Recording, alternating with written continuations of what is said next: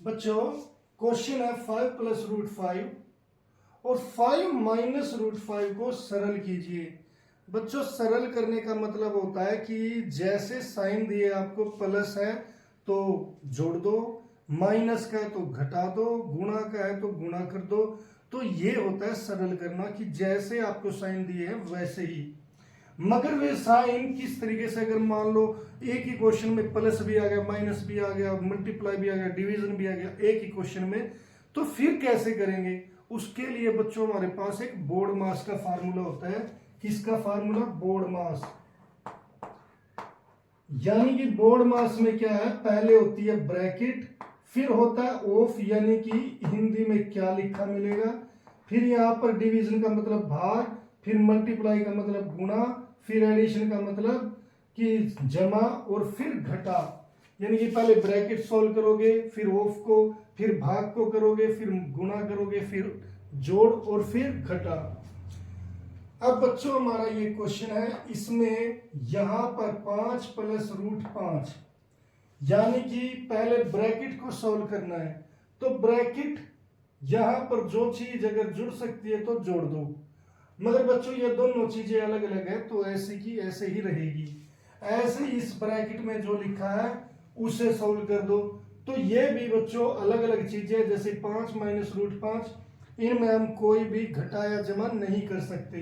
तो सीधी सी बात है, ब्रैकेट जो अंदर है, ब्रैकेट के अंदर है, वो चीज हो गई खत्म, और आप इस चीज को ऐसे का ऐसे लिख दोगे। ब्रैकेट में हम कुछ नहीं कर सकते। अब बच्चों ब्रैकेट का मतलब क्या होता है? एक ब्रैकेट के बाद दूसरी ब्रैकेट, इसका मतलब होता है बच्चों गुणा। इसका मतलब क्या होता है? गुणा। तो अब आपको यहां पर गुणा करनी है। गुणा किसकी किससे करनी है बच्चों? पहले इस 5 की गुणा इस पूरी ब्रैकेट के साथ, फिर इस रूट 5 की गुणा इस पूरी ब्रैकेट के साथ गुणा करनी है।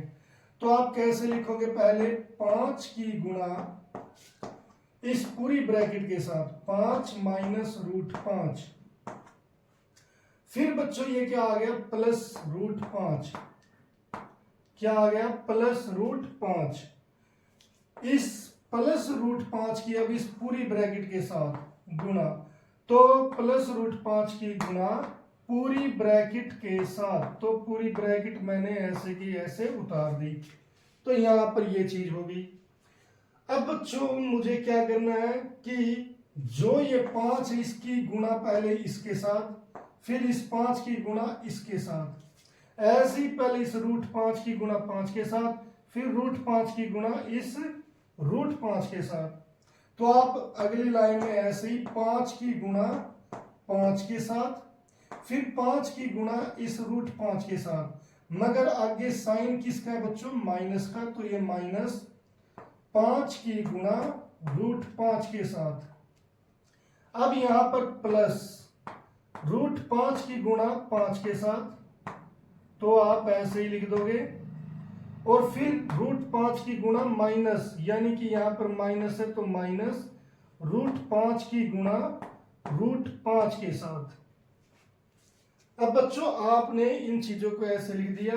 यहां पर जो ये माइनस प्लस माइनस है और जो ये गुणा में है बच्चों, इनके नीचे अंडरलाइन कर लो ताकि आपको आसानी से समझ आए कि यहां पर 4 टर्म्स है, 4 टर्म्स, यानी कि 4 पद है आपके पास। अब आपको गुणा करनी है बच्चों, 5 की 5 से गुणा करोगे, 5 पंजे 25। अब ये माइनस है, 5 की रूट 5 से गुणा। बच्चों रूट 5 और 5 दोनों चीजें अलग है, तो ऐसे की ऐसे लिखी जाएंगी, आप गुणा नहीं करोगे। तो 5 रूट 5, क्योंकि ये परिमेय संख्या है और ये एक अपरिमेय संख्या है। ऐसे ही आगे प्लस, ये परिमेय संख्या है और ये अपरिमेय संख्या है, तो ऐसे की ऐसे लिखी जाएंगी। तो पहले 5 लिखोगे, फिर रूट 5 लिखोगे। अब बच्चों यहां पर ये किसका साइन है? माइनस का।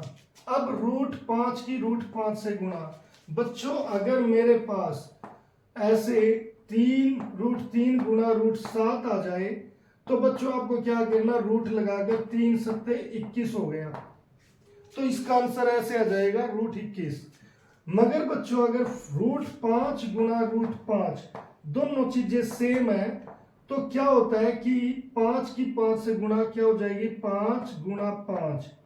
और अगर जोड़ा बन जाता है रूट में तो उसकी जगह रूट वो जोड़ा क्या होता है कि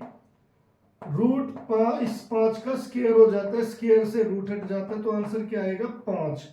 तो अगर यानी कि सेम चीज हो तो आंसर क्या आता है 5 आ जाएगा। जैसे √5 गुना √5 तो आंसर क्या आ जाएगा 5, और बिना रूट के, तो इसीलिए इसका आंसर क्या आएगा 5।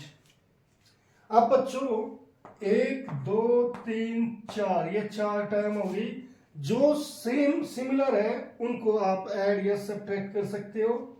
जैसे बच्चों यहां पर ये 25 प्लस का है, इसके आगे प्लस का साइन है और ये माइनस का है, तो बच्चों सेम साइन क्या होते हैं, जुड़ जाया करते हैं और अपोजिट साइन घट जाते हैं। जैसे प्लस और माइनस अपोजिट साइन है तो ये घट जाएंगे।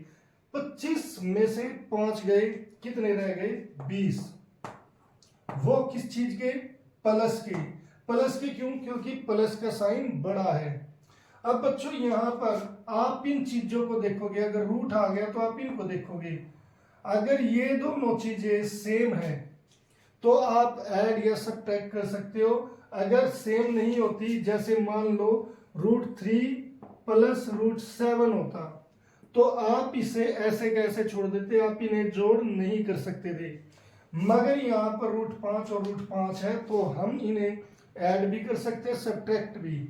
अब वो कैसे बच्चों, यहां पर अगर मैंने √5 को सेब मान लूं तो यहां पर है 5 सेब और यहां पर भी कितनी है 5 सेब। मगर अपोजिट यहां पर माइनस का साइन है, यहां पर प्लस का साइन है। अगर अपोजिट साइन हो तो क्या हो जाती है, चीजें घट जाती है। 5 सेब में से 5 सेब चली गई तो कितनी रह गई 0। तो इसका मतलब बच्चों ये कैंसिल हो जाएगा। तो आंसर मेरा क्या आएगा +20। इसका आंसर क्या आ गया बच्चों +20। तो आप इस तरीके से इस क्वेश्चन को सोल्व कर सकते हो, सरल कर सकते हो।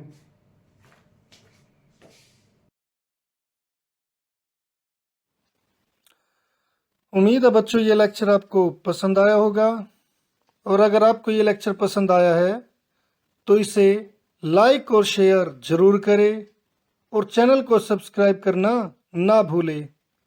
तो मिलते हैं फिर नेक्स्ट लेक्चर में, तब तक के लिए bye, have a nice day.